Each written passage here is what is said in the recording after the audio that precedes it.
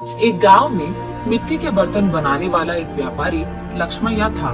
वही उसके परिवार का व्यापार था। मिट्टी से खाने के बर्तन, भगवान के लिए दिया, मटके, पानी पीने वाले बर्तन, पशुओं के लिए बर्तन, अलग प्रकार के भगवान के मूर्ति, खिलौने बनाते हुए वो जी रहा था। लाभ ना आने के बावजूद और उसके बीवी बच्चे के हमेशा ना कहने के बावजूद भी वो उसी व्यापार में भरोसा रखता था। अलग प्रकार के मिट्टी के बर्तन बनाते हुए वो उसी काम में निमग्न हो जाता था। लेकिन समय बदल गया है। पहले की तरह कोई भी अब मिट्टी के बर्तन नहीं खरीद रहा है। इसी कारण कई साल से लक्ष्मैया को 1 रुपए का लाभ भी नहीं है। उल्टा पूरा नुकसान हो रहा है। इसी कारण वो यही हमेशा सोचता था कि काम में कुछ नया करना होगा और उसी सोच में पड़ जाता था। उसको कोई और काम ढूंढने के लिए और 4 रुपए की कमाई घर लाने के लिए कह कहकर थक गई है उसकी पत्नी अन्नपूर्णा।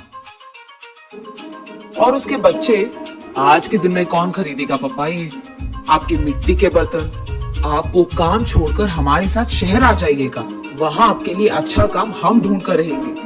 ऐसे भी बहुत बार बोल कर देख चुके हैं, फिर भी नहीं माने लक्ष्मैया। और इस कारण बच्चे लक्ष्मैया से कुछ कहना भी बंद कर दिए। एक दिन लक्ष्मैया धूप में काम कर कर के थक कर वही मौजूद मिट्टी के मटके में से पानी लेकर पी रहे होते हैं।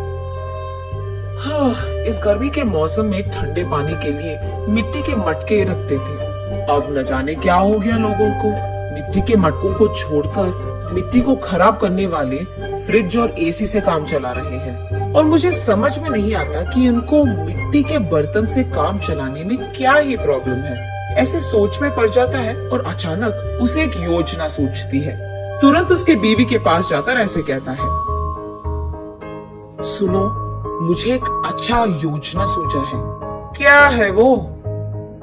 अगर हम मिट्टी से फ्रिज तैयार करें तो कैसे रहेगा? लगता है मिट्टी में काम कर करके आपका दिमाग भी मिट्टी का बन गया। अरे ऐसे क्यों कह रही है? तो फिर ये कैसी बात हुई? मिट्टी से फ्रिज कौन बनाता है? पागल हो क्या तुम? अरे ये बेवकूफी की बात नहीं है। सोचो एक बार, मिट्टी के मटके में कुछ भी रखो तो ठंडा रहेगा ना। तो फिर अगर मिट्टी से हम फ्रिज बनाएंगे तो उसमें भी चीजें ठंडे ही रहेंगे ना। चलो आप यहाँ से, मेरी बात कब मानते हो वैसे भी। चलो जाओ तुम यहाँ से, जो करना है कर लो। ऐसे कहकर अन्नपूर्णा वहाँ से चली जाती है। अगले दिन लक्ष्मैया बहुत कोशिश करके एक छोटा सा मिट्टी का फ्रिज बनाता है। ऐसे ही कुछ फ्रिज तैयार करके उस गांव के बाजार में लेकर जाता है। वहाँ वो एक भीड़ को इकट्ठा करके, ये मिट्टी से बना हुआ गरीबों का फ्रिज है। इसमें पानी डालने से ये खूब चलता है। इसके अंदर रखे सारी चीजों को ठंडा रखता है। ये 2 परतों में रहता है और बीच में एक खाली जगह रहता है। उसी जगह को हमें पानी से भरना होगा। इसी कारण बाहर का तापमान न अंदर आएगा और अंदर का तापमान कम नहीं होगा। ऐसे वो उसके हाथों से बनाए हुआ मिट्टी का फ्रिज कैसे चलता है ये भीड़ को समझाता है। और क्योंकि उस भीड़ में से कुछ लोगों को ये बहुत अच्छा लगता है, वो लक्ष्मैया के पास फ्रिज को खरीद कर वहाँ से चले जाते हैं। बाकी फ्रिज को लेकर लक्ष्मैया घर पहुँचता है। उस दिन के कमाए हुए पैसों को उसके बीवी के हाथ में रखता है लक्ष्मैया। उन पैसों को देख आश्चर्यचकित होकर अन्नपूर्णा ऐसे कहती है, क्या इतने पैसे मिले आपको इस बार? आज गरीबों का फ्रिज कुछ बिक गए। बाप रे, ये सच है क्या? इसका मतलब तुम्हारे मिट्टी के फ्रिज को खरीदने वाले लोग भी हैं। चलो अच्छा है, कुछ तो आया हाथ में। इतने दिनों में कुछ पैसे तो घर लाए तुम। ये कहकर वो वहाँ से चली जाती है। ऐसे लक्ष्मैया उसके बाद कुछ और मिट्टी के फ्रिज को बनाकर बाजार लेकर जाता है। कुछ दिन बाद सारे जिला में ये बात फैल जाती है कि लक्ष्मैया का गरीबों का फ्रिज बिजली के बिना ही चलती है।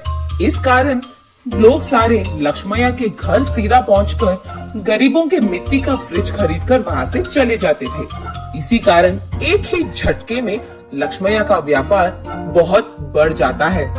लाभ भी मिलते हैं और काम करने के लिए लक्ष्मैया उसके नीचे कुछ लोगों को नौकरी भी देता है। ये सब देख अन्नपूर्णा अपनी आंखों का भरोसा ही नहीं कर पा रही थी।